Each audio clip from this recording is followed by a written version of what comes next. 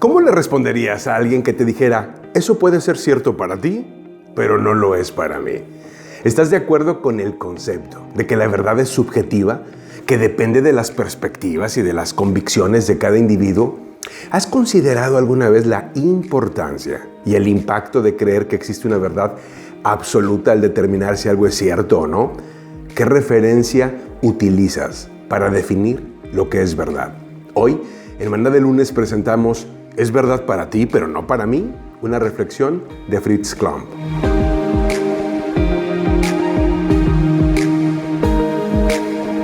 ¿Es verdad para ti, pero no para mí?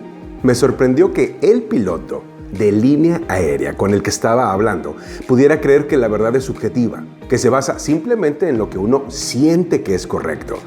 ¿Cómo podía un capitán de línea aérea hacer una declaración así, sabiendo que su vida, así como la de sus pasajeros, dependía de su capacidad para tomar decisiones correctas, basadas en la verdad absoluta?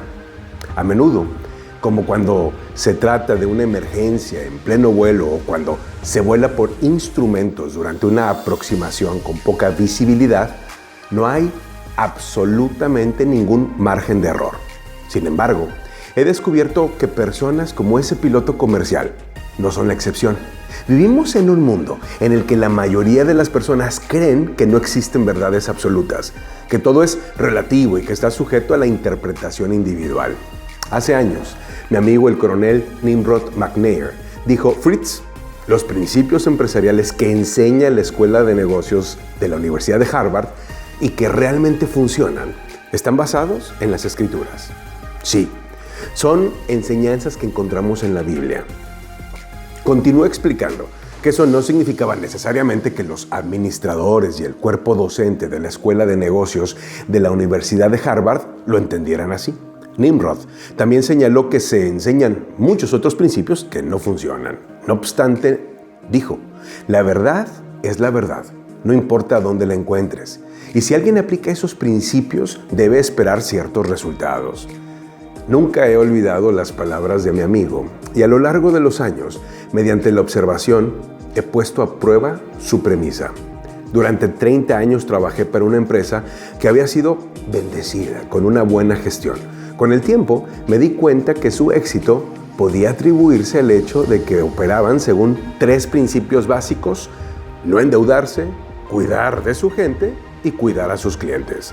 Ya sea que lo supieran o no, cada uno de esos principios es bíblico. Por ejemplo, Proverbios 22:7 dice, el rico se enseñorea de los pobres y el que toma prestado es siervo del que presta. Si evitas las deudas, ya sea de manera individual o corporativa, tienes la libertad de usar tus recursos financieros de la mejor manera posible, sin estar restringido por un acreedor. Otro pasaje de Proverbios observa lo siguiente: mantente al tanto del estado de tus rebaños y entrégate de lleno al cuidado de tus ganados, porque las riquezas no duran para siempre y tal vez la corona no pase a la próxima generación. Tus ovejas proveerán la lana para vestirte y tus cabras servirán para comprar un campo. Y tendrás suficiente leche para ti, para tu familia y para tus criadas. Proverbios 27, versículos 23 y 27. El principio aquí es que si cuidas adecuadamente a tu gente, ellos cuidarán de ti. Desafortunadamente, el único director ejecutivo antes de mi jubilación cambió de rumbo. A medida que abandonó sistemáticamente estos principios, la fortuna de la empresa cayó, lo que finalmente llevó a la empresa a la quiebra. Cuando Poncio Pilato, gobernador de Judea, le preguntó a Jesús de Nazaret si era rey, respondió, bien dices que yo soy rey. Yo para esto he nacido y para esto he venido al mundo, para dar testimonio de la verdad. Lamentablemente, Poncio Pilato simplemente respondió, ¿qué es la verdad? Una vez más, la verdad es la verdad. No importa dónde la encuentres. Puedo decir honestamente que la mayoría de los fracasos y el dolor que he experimentado en los negocios y en mi vida personal se puede atribuir a la violación de principios y preceptos que están claramente establecidos o enseñados con el ejemplo de las Escrituras. Aquí hay algunas preguntas para la reflexión individual o la discusión en equipo. Número 1.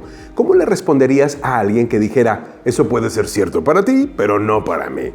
¿Estás de acuerdo con el concepto de que la verdad es subjetiva, que depende de las perspectivas y de las convicciones de cada individuo? Número 2. ¿Has considerado alguna vez la importancia y el impacto de creer que existe una verdad absoluta al determinar si algo es cierto o no?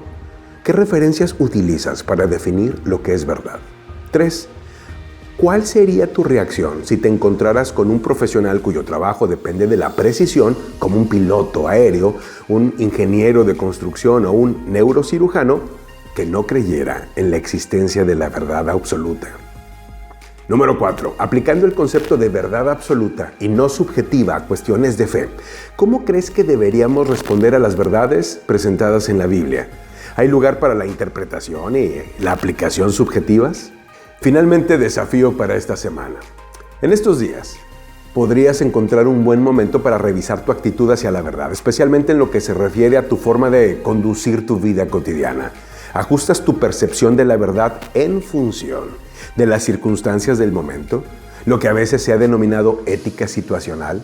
Podría ser interesante hablar con otra persona en el trabajo o con un pequeño grupo del que formas parte para conocer sus perspectivas sobre lo que creen acerca de la verdad y cómo determinan lo que es verdad.